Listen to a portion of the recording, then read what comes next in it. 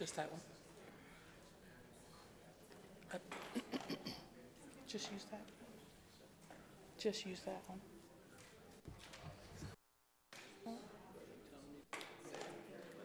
Yeah, y'all just use that one. Well, you're a grown man. You're the boss. You can do if you want to.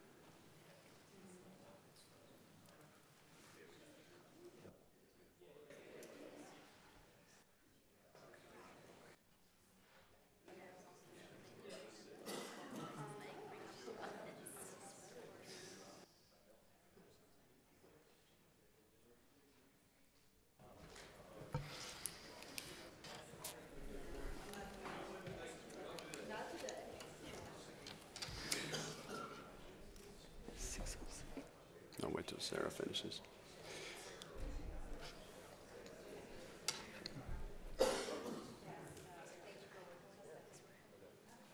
Welcome, everybody, to the March 26th, 2019 DRC, Design Review Commission for the City of Germantown. At this time, please establish a quorum. Mr. Kumar? Yes. Mr. Gibson? Here. Present. Mr. Schmidt? Here. Ms. Sherman? Mr. Lacey? I'm sorry. Mr. White? Here. And Chairman Bruns. I am here. Thank you. We do have a quorum. Next, I would like to approve the minutes from the February 26th meeting.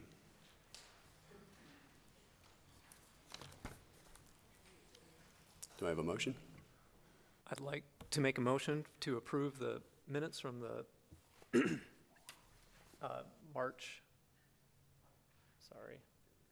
February. Second. I think you said minutes. Yes. Minutes from the February 22nd Design Review Commission meeting. As amended. It's actually the 26th. Huh? February the 26th minutes? Okay. Second. Very good. Please call roll. Mr. Kumar? Yes. Ms. Sherman? Mr. Schmidt, Yes. Mr. Gibson, Yes. Mr. White, Yes. Mr. Sloan, Yes. Chairman Bruns. Yes. Minutes are approved. Thank you. Our next item agenda is the consent agenda, and we have had some changes with that, or certainly some additions in our executive session. And so our new agenda, or the consent agenda, as of now, becomes 4A, or what does become 4A is Dogwood Elementary School, the approval of direction signs. 4B is Riverdale School, approval of the wall sign. 4C, Mantra Indian Grill, approval of the wall sign. 4D, Goshorn Aesthetics, approval of a ground mounted sign. 4E, Altered State, approval of their sign package. 4F, Altered State, approval of storefront modifications. 4G, Bridges at Germantown, approval of building modification. And 4H, Joanne, approval of a dumpster enclosure. And 4I, River Oaks Presbyterian Church, approval of revised landscape plan. Is there anyone in the audience or on the commission that would like to have any of these items removed from the consent agenda?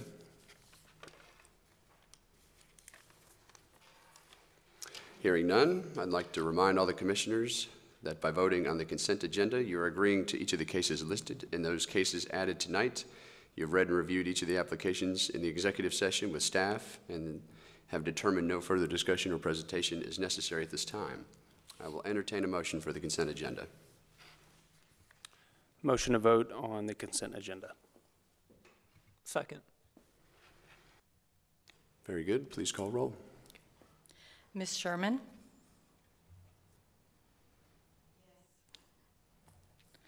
Mr. Kumar, Yes. Mr. Gibson, Yes. Mr. Sloan, Yes, with the exception that I'm recused from item 4H. Mr. White, Yes. Mr. Schmidt, Yes. Chairman Bruns. Yes. The consent agenda is approved. If you were fortunate to be on the consent agenda, then that is all we need of you at this time, so thank you. That will move us on to our regular agenda. A room clearer. That'll move us on to our regular agenda, which consists of 5A, Dogwood Elementary School, and 5B, Home Centric. Staff presentation, please.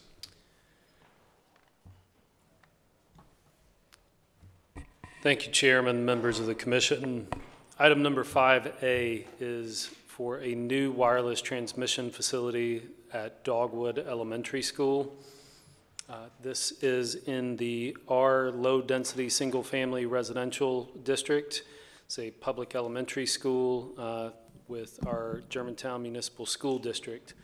This school was originally constructed in 1977 by the Shelby County Board of Education with a classroom addition in '85. In 2014, it was transferred to the Germantown Municipal School District, and in 2017, it saw the addition of some portable classrooms. On behalf of T-Mobile, Prime Development Group representing the school district as well as Tower Ventures to propose the new wireless transmission facility cell tower on the southern portion of the school's property.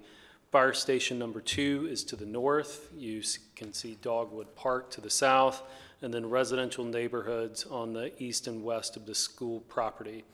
The cell tower being proposed is in an area where there is currently a lack of cell towers. You can see that these are the cell towers in the city area, and this is essentially a triangle of lack of cellular coverage in that area. The location for the cell tower is in this approximate location. We're looking at a 140-foot tall monopine that will have the ability to accommodate up to 4 carriers, including T-Mobile as part of that. The cell tower is to be located in the rear of the school property east of the portable classrooms. It will be placed in a 30 by 90 equipment enclosure with a 6-foot-high wood fence in front of the tree buffer separating the school property from Dogwood Park. The cell tower is to be 148 feet from the principal school building and 236 feet from the front playground. This has seen various approvals so far to get to the point in front of the Design Review Commission tonight. The Board of Education approved the option and lease agreement at their regular meeting on September 25th, 2018. A use on appeal was considered and approved by the Board of Zoning Appeals. Cell towers are allowed in residential districts with a use on appeal.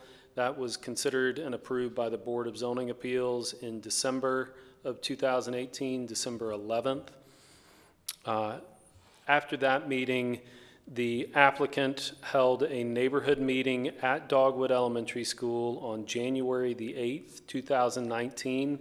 Notice was given through a variety of formats, including through the PTA, through other school notice measures, as well as a 300-foot radius notification to the surrounding neighbors and neighborhoods.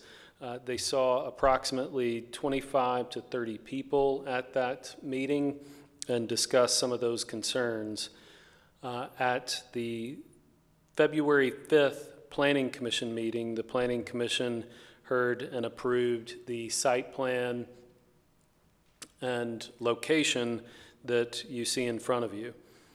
Tonight, as we consider the final phase of this request, this does conform with various parts of the zoning code, including 2386C2, which allows for the use of wireless transmission facilities in residential districts with the use on appeal. 2386H talks about some of those requirements that include the parcel must have 200 feet of frontage. The tower must be set back from property lines, minimum distance of a tower's height plus 10 feet, or provide engineering drawings as well as letters from their structural engineers indicating that this is a collapsible tower. They have provided that. All associated buildings and structures must also meet the minimum setback distances of the zoning district. The applicant's engineer must also provide documentation that the facility meets or exceeds the standards for radio frequency emissions. The maximum tower height per the zoning code is 140 feet. The tower must be designed for shared use. One request that they are making tonight is relief from a minimum buffer strip of 50 feet that is required on the outer perimeter of the property. In this case, with the school property, the outer perimeter is this area here. The way that the school district is currently laid out, putting that 50-foot buffer around the site is a difficult proposition, so they are asking for relief of that 50-foot wide landscape buffer around the perimeter of the Dogwood Elementary School property. City staff, in regard to that, has recommended increased, denser, higher landscaping around the equipment compound. You can see that both in simulated view here as well as in plan view here. The original proposal, the applicant complied with those requests. Since the original proposal, the applicant has provided revised landscape drawing that shows 2 layers of landscaping. So you have the initial layer along the edge of the enclosure and then a supplemental layer along the outside. Per Section 2386I1C, the Design Review Commission can consider a lesser landscape buffer due to similar constraints, such as being on a major road, such as Dogwood, as well as the location of the site.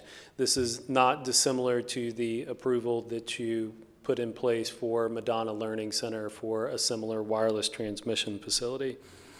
We have received 2 letters of concern directed to the Design Review Commission that were included with the online agenda packet and passed out to planning commissioners. Other examples of wireless transmission facilities near schools include the previously referenced Madonna cell tower that is 75 feet from the school building that was approved by the Planning Commission and is awaiting construction to commence.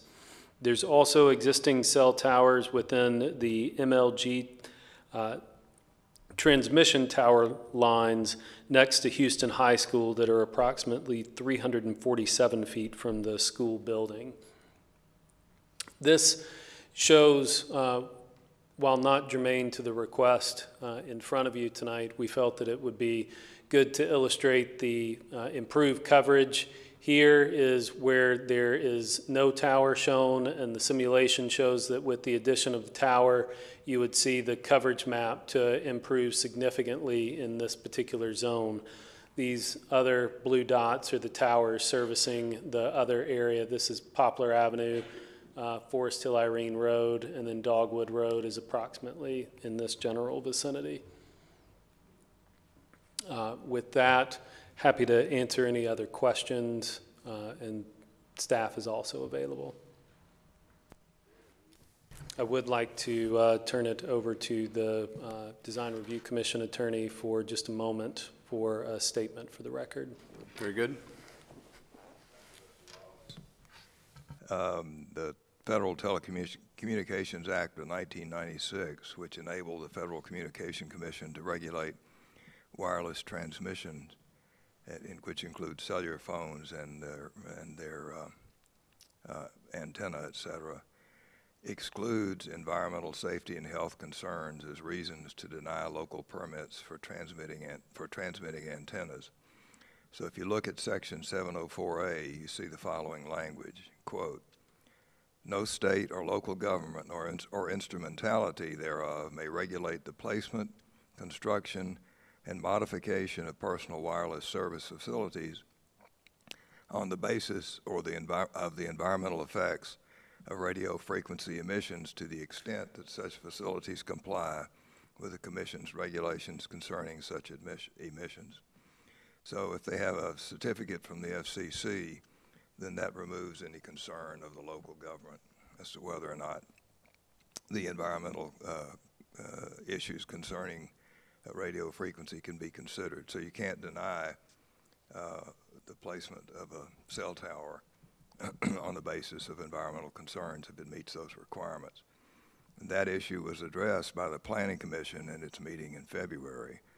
That was the forum in which that issue came up initially, and it was the zoning of it which was dealt by the Planning Commission, so that issue has been resolved. The only issue before this body is consistent with its jurisdiction, which is aesthetics. So, and the ordinance is quite clear as to the standards. So those are the issues which the commission will be dealing with tonight. Thank you.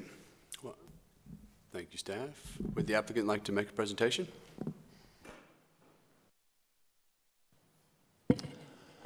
Thank you, Mr. Chairman. I'm Mike Fay of the Prime Development Group, 7520 Capitol Drive, Germantown, Tennessee.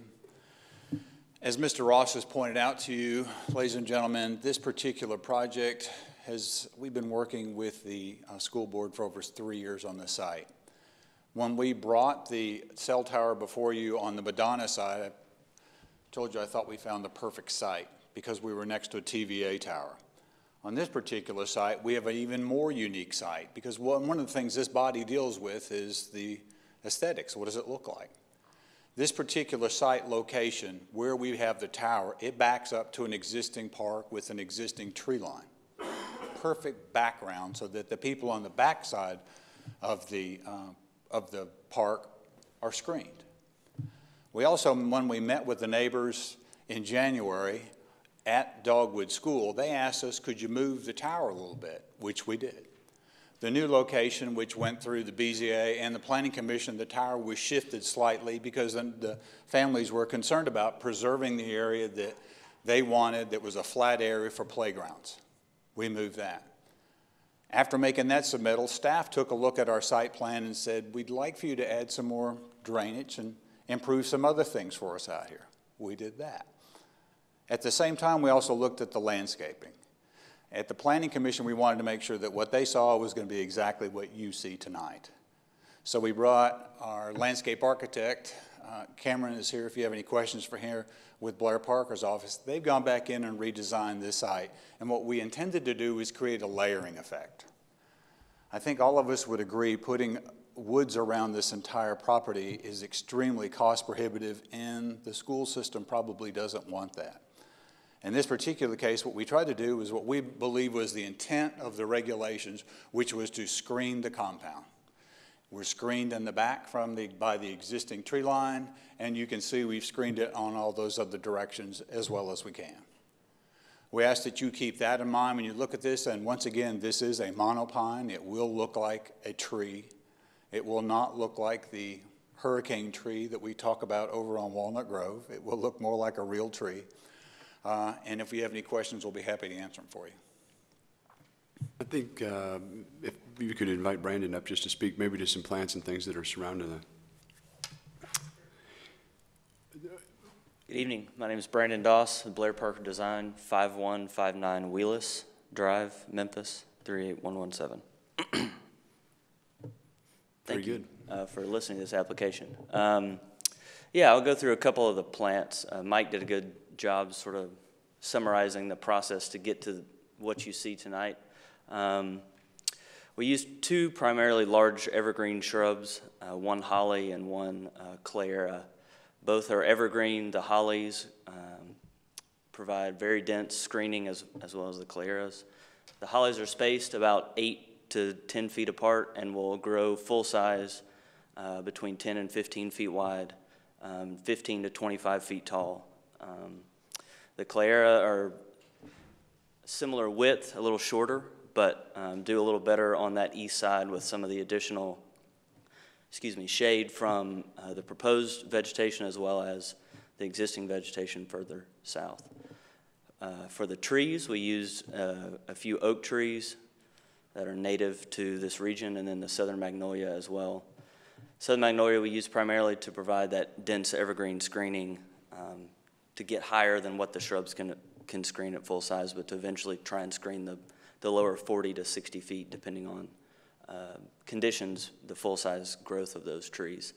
In regard to some of the dimensions, the 50-foot buffer that is required that we're asking the, quote, relief from due to the perimeter of the site being so large.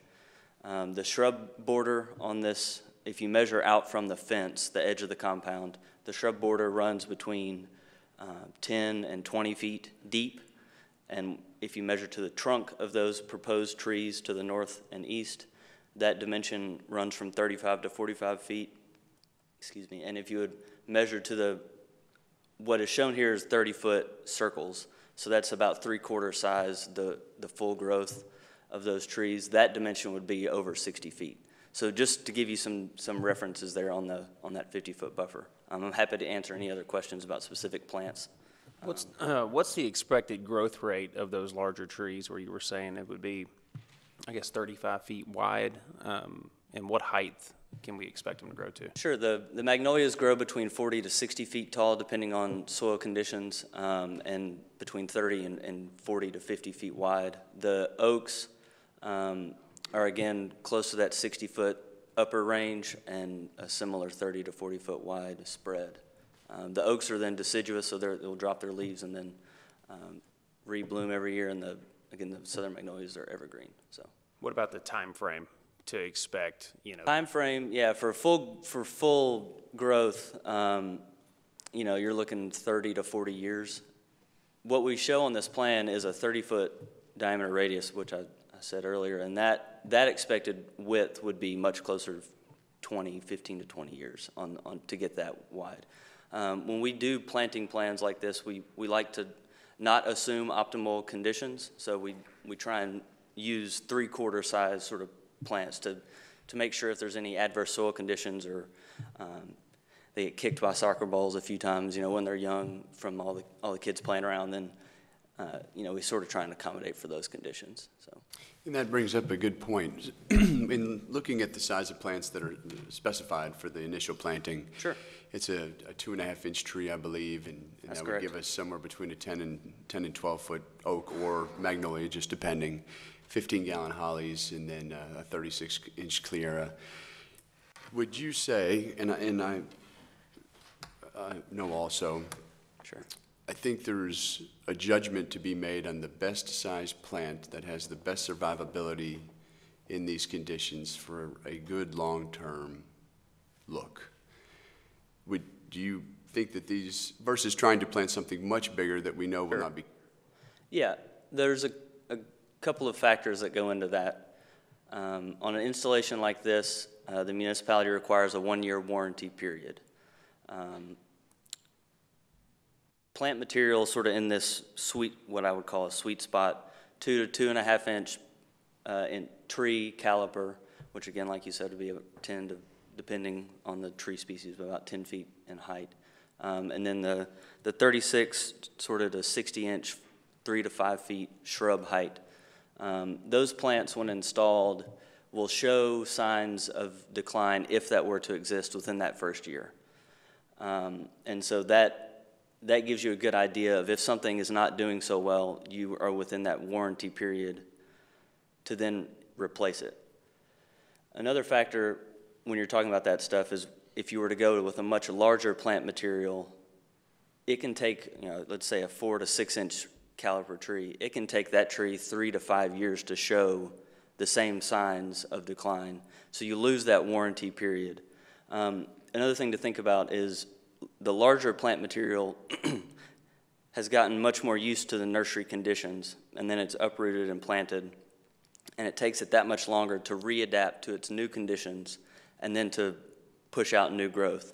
There's been multiple studies that show that even plant material smaller than this catches up to that larger plant material because of the time it takes for the plants to adapt to their new environment. So this is the 2.5 inch and the 3 to 5 foot tall shrubs are sort of that middle ground where you get immediate impact, but you also don't stunt future growth and give you that 3 to 5 year window where the plants kind of look the same size. So I hope I answered your question there. No, perfectly. Yes, thank you. And that's certainly what I was trying to get to the point of.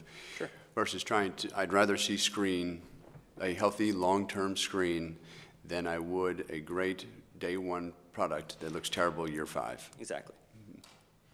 So what happened after the warranty period is over?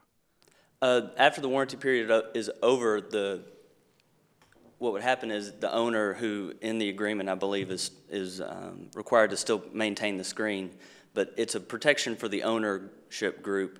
So when a contractor installs the plants, the contractor then warranties those plants for 1 year. That's what's standard sort of in the industry. The owner is then responsible for those plants after the 1 year. So that sort of is the balance between it's beneficial for the owner to install a plant size that then the contractor would be responsible for in that first year. That's why you sort of want that protection. After that, the plants would still be maintained. If something were to happen after that, the plants would still be maintained by the owner, and it would be their responsibility to replace anything. When talking with Cameron when we started this process, one of the things that everyone was concerned about was, we all know about a 1 year warranty period, but as a part of our approval process, the agreement we made with staff was that the plantings will be warranted for 5 years. We're going to make sure they grow, and we obviously want to make sure they grow. So it'll be something we'll add in our agreements with the city that the landscaping will have a 5 year warranty on it. So we don't get in 13 months and not have a problem. Well, good. And then also, as Brandon was just saying, as the owner, it's sort of, as long as you possess the tower, that is also including everything around the tower. And I'm certain that some people in the city will be happy to point out that a tree needs to be replaced, if that's Okay. the problem. Yes. Or the school. Wonderful. Sure. Well, you answered all my questions, so thank you. Will there be irrigation here for these plants and trees? There will not be an active irrigation system. Due to all the existing vegetation, we were hesitant to come in with trenchers and install an active irrigation system. There will be temporary irrigation. I believe there's a detail shown on the landscape plan. How it works is basically a giant water holding vessel, and then there's pores on the bottom of that, and it'll be refilled as needed, sort of depending on environmental conditions, heat, temperature, that sort of thing. And I believe that's all in the agreement as well. But there will be irrigation on the plants to ensure that they sort of get off the ground on a positive note. Yes, that detail was part of the package. It's the bag. Okay. Bag that would be filled up once or 2 weeks, depending on the conditions. And that'll be on trees and shrubs, so the entire landscape plan will be irrigated, that method. The entire site, sorry. If the entire site buffer, that 58-foot buffer across the entire perimeter of the property, because I'm assuming the ordinance is written as a cell tower is usually obtaining a piece of property, and that's why they have to, that's what the landscape buffer is. But Sure. by granting this, I mean, isn't that a huge financial cost that they're not having to pay in terms of now just landscaping around the 50 feet of the cell tower versus the entire Sure. property? Yeah, that would be, I mean, that's a much greater area, greater distance to then landscape. With the 50 feet around the tower, I think, like Mike said, we meet the intent of that regulation. I also don't know that Dogwood School would prefer 50 feet of landscape along Dogwood where you could no longer see the school. So that's, sort of part of how that goes into it as well. But yes, in theory, it would be a much shorter distance to have to plant. That's correct. In saying that, can we bring up a site plan, please? Site plan of the entire kind of campus property. In lieu, I've understood there may be some plans for the campus or otherwise, but if there are sight lines that are created perhaps from Dogwood Road or other venues in which we would feel a tree or further landscaping would be needed in order to minimize the view of the monopine from certain perspectives, or are you open to those viewpoints or open to addressing those? We don't have any before us now. I just wanted to hear your opinion of that. Yes, Okay. we are. Any commissioners have anything further for the applicant? So I have a question regarding the access drive. I see you have an access drive. How often that drive will be used and what kind of equipment will be there for servicing? That's going to be a question for Mike, so. Yeah, how often On the will it be drive? used? Yeah. Maybe once or twice a month. It is purely for access, and we went over this on the Badana site. There are no compounds. Everything on this side is below grade. There aren't any of the buildings that we used to see for cell tower services. Everything is below the fence. But it will be for a technician to go in and change a card. That's it. But he needs a vehicle to do that versus a walking path? Yeah, that's why staff asked us to put an asphalt driveway and turnaround area in there so that there'll be a spot for them to park. Right, but my question is, how big is the card? How heavy is the card? Does he physically have to drive a vehicle there to? It's a truck. It's just, all it is a pickup truck. That's all, small pickup truck. Right, but he can't park in the parking lot and walk to the transmission tower? Well, the school board didn't want us to do that. One of the other things that's on the plan is that we actually have put in bollards that lock. If you notice on the black line where the access point is, if you go all the way to the right, that's where there's an existing cut. That's a fire department concrete access there. They don't want anyone blocking that access point. So the fire department and planning and engineering asked us to go ahead and put that drive in that specific location. It's right on the edge of the tree line. Actually, we're going to clean out some of the hedgerow that's in there to put it in. But at that entrance, there'll be bollards that will have locks. So the school board's concern was people parking there during an event, and they want to make sure that there's nothing in there, as does the fire department, want to make sure that there's not anything that blocks their access in the event they have to get in there. So that drive is only for service vehicles. But my question is, if all that is getting changed out is a card or something that's checked in, does that warrant someone to drive, the width of the property to access that versus providing a parking spot and physically walking to the cell tower versus having a big strip of asphalt going through the middle of the school? Well, what we don't know is we don't know what that service technician may be bringing in. It may be a heavy board This will allow him to be close enough to proximity. He may need tools to go back and forth. He's just doing service on it. So he obviously needs to be close to where, where he's working on where the equipment is. Understandable, but disagree. Commission members have any further questions for the applicant or staff at this time? Very well, I'll open up the floor if there's anyone else who would like to speak. Are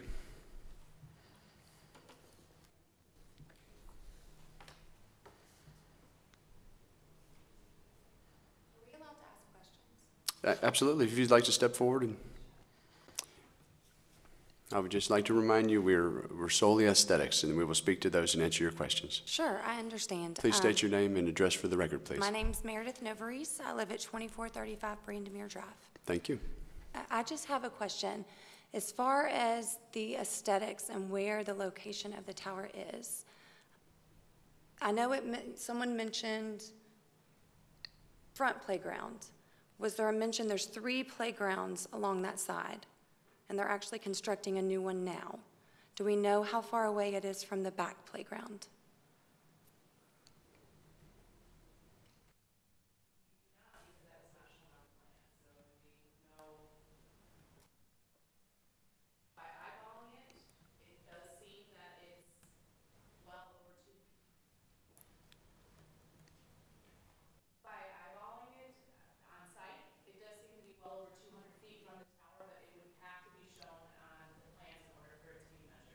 Okay.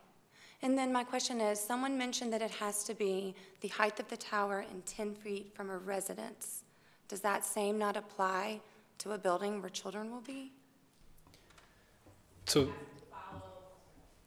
the fall zone has to follow that, so the height of the tower plus 10, or demonstrate through engineering drawings and certified engineering from a structural engineer that is a collapsible tower. The 140 feet plus 10 is the fall zone if it fell like a tree from the base of its trunk, but if it collapses in on itself, it doesn't have to meet those precise requirements. Okay, thank you for the information. And then also,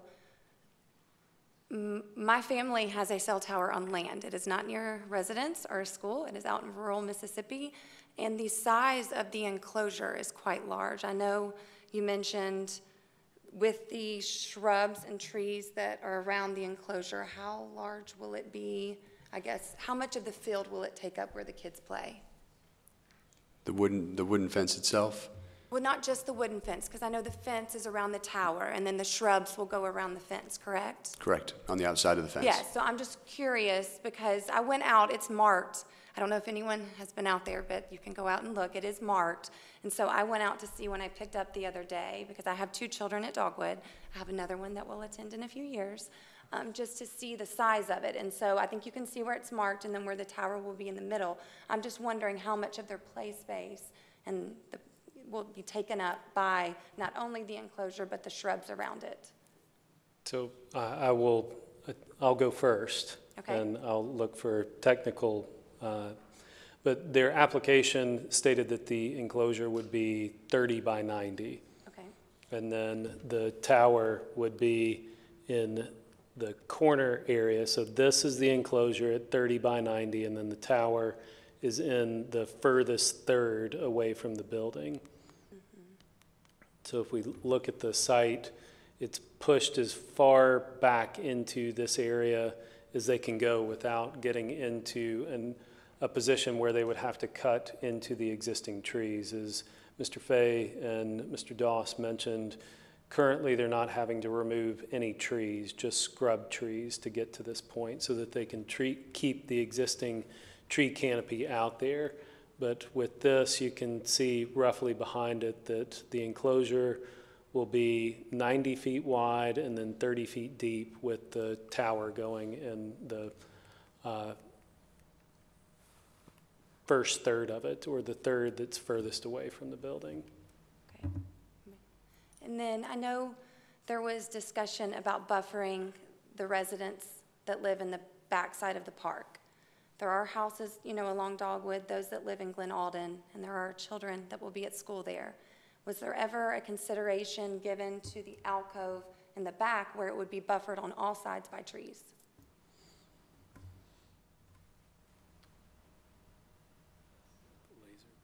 Okay, so, oh, never done one of these. I hit the green button? Yes, ma'am. Okay, so this is the tree line, and this is Dogwood Park, and this is a city park. There is a track even around here, and there are trees all the way around here. There's an open field in the middle here. By putting it more in this alcove, it would not only buffer, because there's trees all along here, the residents that live back here in this neighborhood. It would help those that live on Dogwood, Glen Alden, and our children in the school. I just am curious if there was ever any consideration given to putting it where there would be a tree buffer on all sides. We'll have to defer to the applicant on that. And that's my last question. Thank you. Thank you. Speaking up. Thank you. Well, ladies and gentlemen, we know the Planning Commission has approved the location of the tower, but to answer some of the questions, first of all, the beneficiary of the rent on this property goes to our school system. It's about $21,000 a year. That's with one carrier. And it escalates. If you want to look at it online, you can go to the school board's, has the lease actually online if you want to see it. So the first question is, who's the beneficiary? Our school system. The second is, the school system and my client have been working for 3 years on this site. As Cameron pointed out, you'll see right here, there's a notch in the trees. There's an existing notch in the trees. And what also happens is when you come down along the side of this area here, where we put our drive aisle, that's right on the edge of a ditch. There's a ditch that drops off, and then all of that land drains to the side. So when we put our road in, we hug the side of that. That's how we're clearing out all of the hedges and all of the other privet that have been there for years, and brought that side in there. This is the least invasive primarily because we're allowed to use the existing school road, that system in there, and we're basically taking that tower and tucking it into the trees. It's our belief that that impact places it in a perfect circle from where the neighbors are. If we go into the park now, we have the people who are south of us who are going to say they've been impacted. This particular one, this location, basically we're covered on almost 3 sides. We've got the school to the east, we've got the existing tree line to the south, and we also have a bit of the tree line to the west. And now we're quite a ways away from the street. So to answer your question, answer the lady's question, yes, sir, we did look at a number of locations, but our desire and the school's desire was this was the site, and that the school system, our school system, would be the beneficiary of these funds.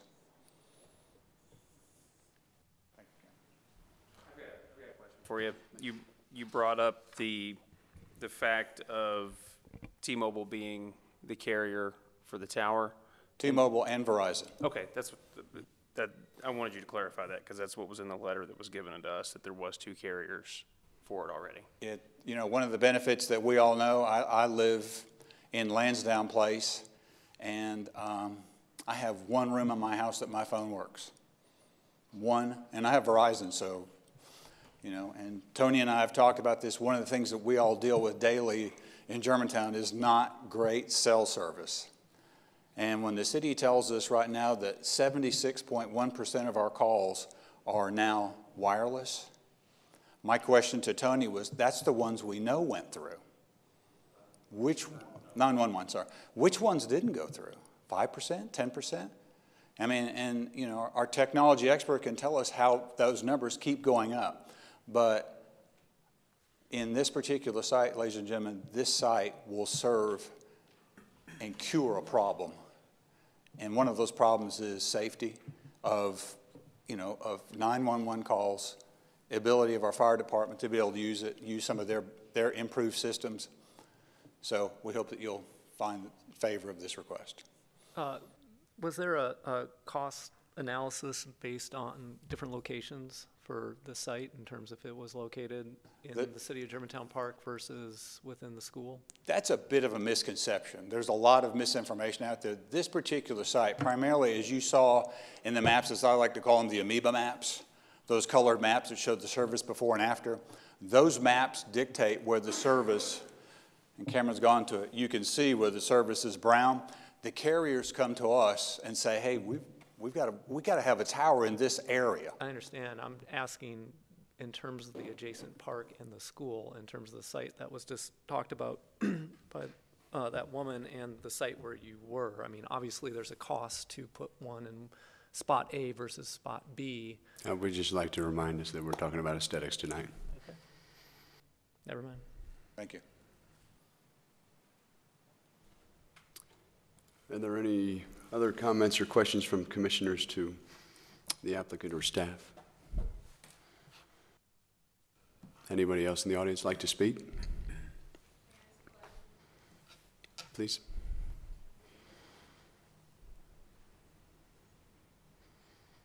I'd like to ask you a question before I go into my questions because I don't want to overstep what you guys are. Sure. Please state your name and address. Lindsay Harmon, 2501 Cedardale Drive, Germantown, 38139. Although I support everything that Meredith said, and I think she covered what we came here to cover greatly in her questions. He spoke to the beneficiary and how much money they would be making off of the cell tower. May I make a comment in response to that? You may. If only a handful of children decide to leave Dogwood, and I could tell you off the top of my head 5 different families that have already talked about leaving and going to private schools, that money will be a moot point. And that's a really sad thing because we have an amazing city and we have an amazing school. My husband and I moved to Dogwood for this school. And we're in those families that we have very, very lightly talked about that would be an issue for us. And we're not the only ones. So I wasn't even going to bring it up because it's not about aesthetics, but he made the point, so I wanted to make the point. So thank you, guys. Thank you for doing so.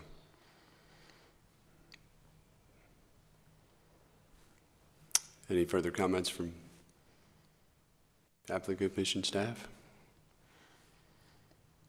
Hearing none, I will entertain a motion. Proposed motion 1 to approve a waiver to section 23, subsection 86I, subsection 1, subsection B, for the landscape buffer requirements for a new wireless transmission facility, the 140-foot cell phone tower, for Dogwood Elementary School located at 8945 Dogwood Road, subject to board's discussion, staff comments, and conditions in the staff report and documents and plans submitted with this application. Is there a second? Thank you. Please call roll. Mr. Schmidt? No, and I'm clarifying that by saying that aesthetically, I think the cell tower can be pushed further from Dogwood Road so it's less visible from that area. I can't determine anything else except for aesthetics, and that is my reasoning. Mr. Kumar? I'm voting yes. I believe the design meets the intent of the code, and for that reason, I'm voting yes. Ms. Sherman? Yes. Mr. Gibson? Yes. Mr. Sloan? Yes. Mr. White? Yeah, I'm going to vote yes from the standpoint that we don't have a choice of where the tower goes, and we're only voting on the aesthetics of the tower itself. But just a point, I do appreciate moms that come out and express on behalf of their children, having several children run that same playground. But yes, I'll be voting in favor. Chairman Bruns? I will also be voting yes, and this particular motion was concerned with the 50-foot buffer around the property. I think the second motion it was sufficient screening, but the 50-foot buffer was not necessary in this case. So that motion has passed as a no need for the 50-foot buffer. So we do have another motion on the same topic. Yes, Robert Sloan again. Motion 2 would be to approve a new wireless transmission facility, 140-foot cell phone tower, associated equipment, compound, and landscaping plan for Dogwood Elementary School located at 8945 Dogwood Road, subject to the board's discussion, staff comments, and conditions in the staff report and the documents and plans submitted with the application. Very good. Is there a second? I'll second. Thank you. Call roll. Mr. White? Yes. Mr. Kumar? Yes. Mr. Gibson? Yes. Mr. Schmidt? No, same reasons as stated prior. Mr. Sloan? Yes. Ms. Sherman? Yes. Chairman Bruns? I will also be voting yes for all reasons stated during the presentation. So thank you. It does pass, and I would like to thank everyone that spoke up, and certainly you're always welcome here in a public meeting to speak your piece. So thank you for being here.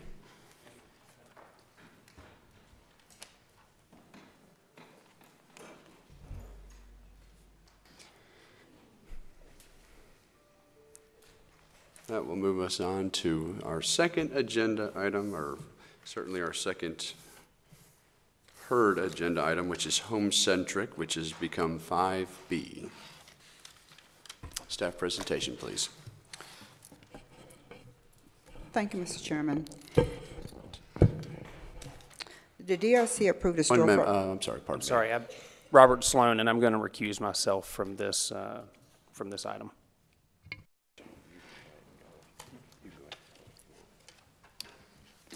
Thank you. Please begin again. Again.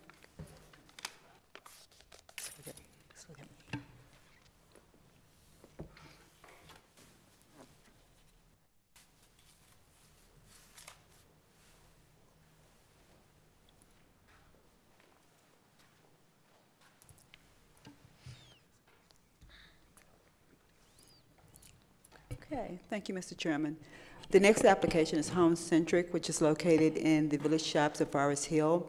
The request is for approval of a wall sign, and I will clarify that to say this is a second wall sign that they are asking approval of.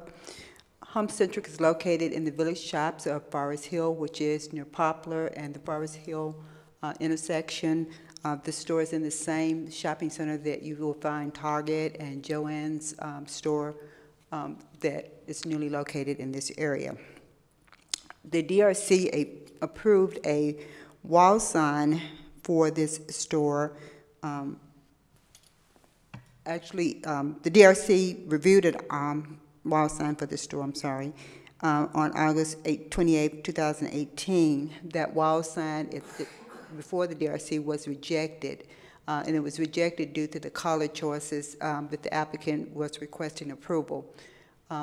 The applicant revised the color choices and proposed a sign that met the sign policy criteria for the village shops, and the sign was approved administratively September 6, 2018. The DRC did approve a storefront modification for this tenant on April 24, 2018. This is the existing wall sign for that store.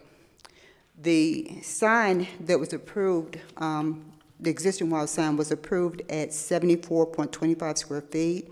Based on the frontage of the store, they are allowed a maximum of 75 square feet.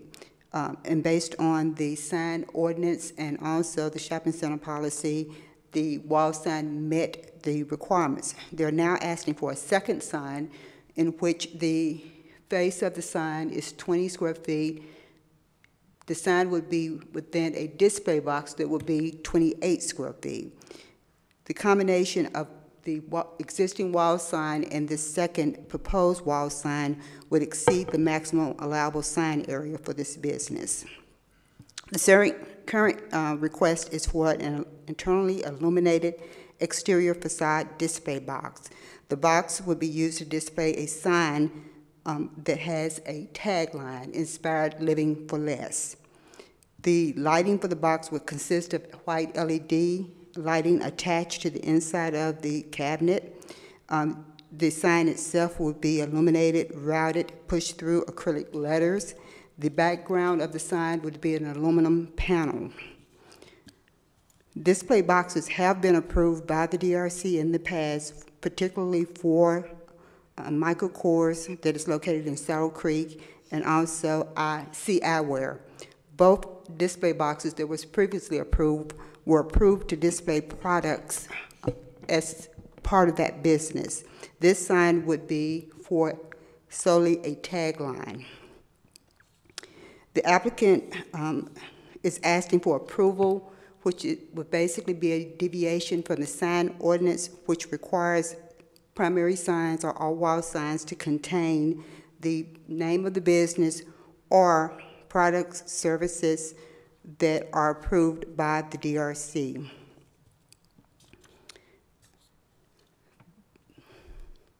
This is a picture of the existing sign that is installed on the store frontage.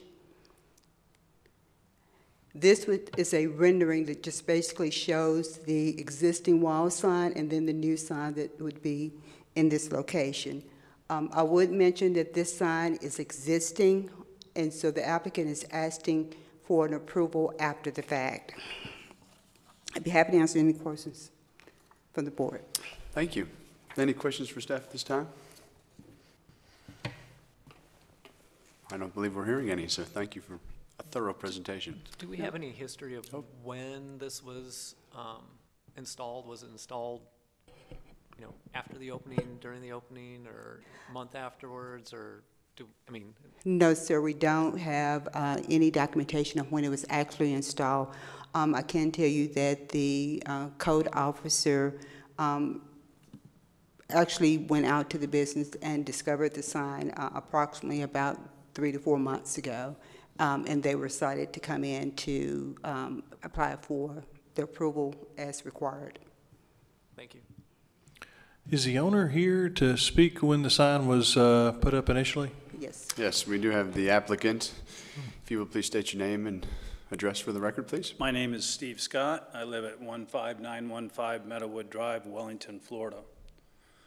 The history that you're asking about, what happened here was this, is that the storefront sign went in, we went for the board for the colors, like Sheila said, we made the necessary changes, got approval on that. The Inspired Living sign, they viewed that as an interior sign. The information that was relayed to me was that that is considered an interior sign, and I don't know whether it was Shelby County, but someone at the site told their GC that they did not need a permit for that, so they asked us to proceed with that sign.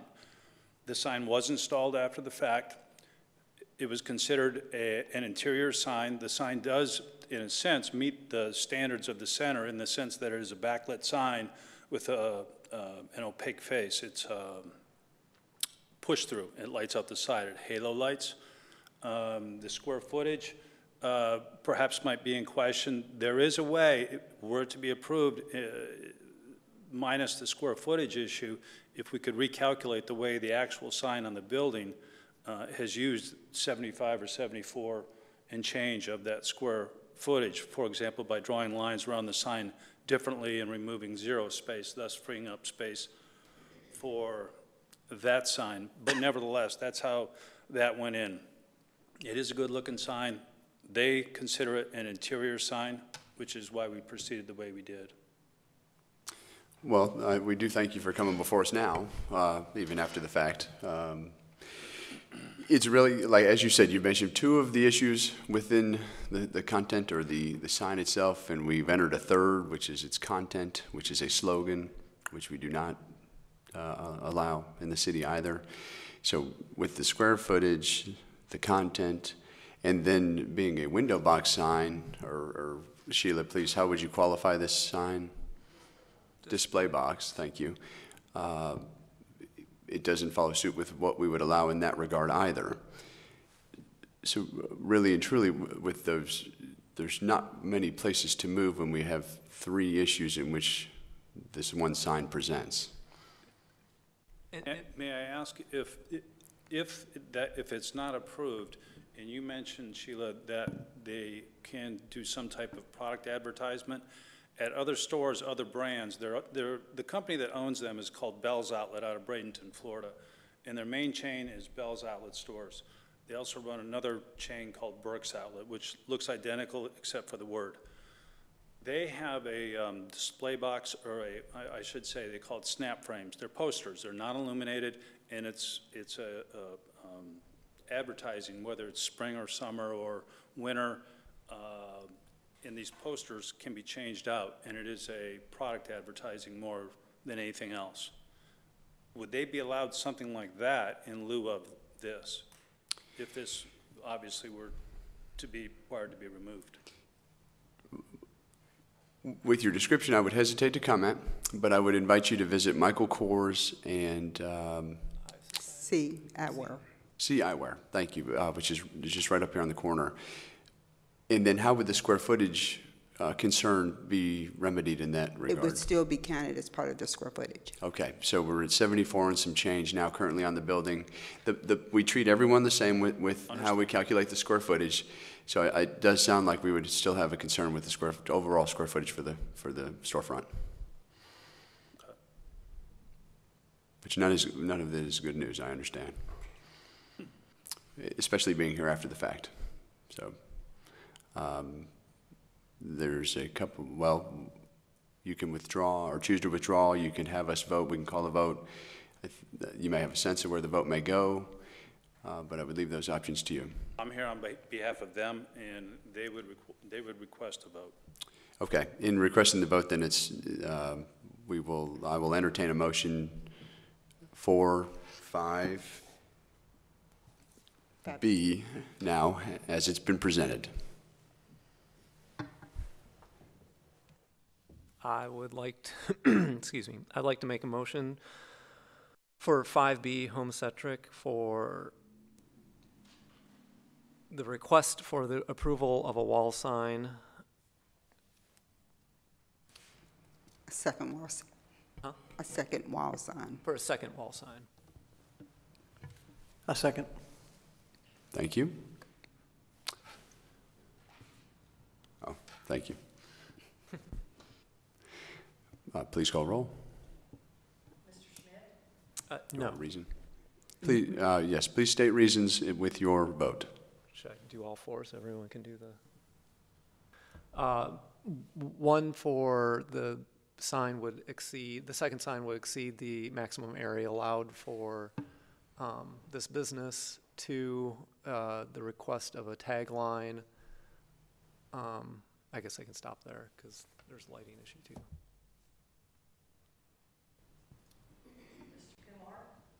I'm voting no for the same reason, size and the display tagline. Ms. Sherman?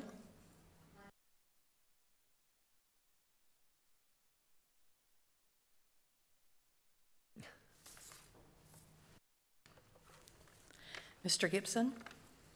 My vote is no also, for the same reasons stated earlier, the maximum allowable signage footprint, and we don't allow taglines.